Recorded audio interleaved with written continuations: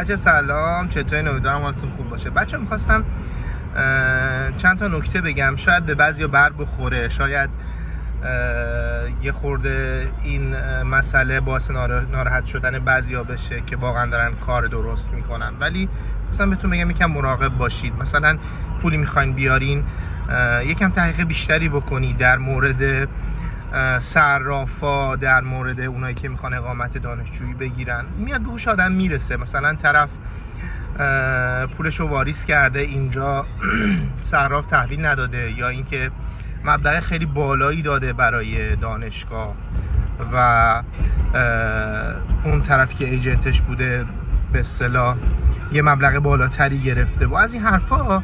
خب بعداً اذیت میشید، ناراحت میشین. گفتم اینو بهتون بگم. البته که مطمئنا پیدا کردن طرفش کار سختیه، ولی دقتتون رو بیشتر کنید.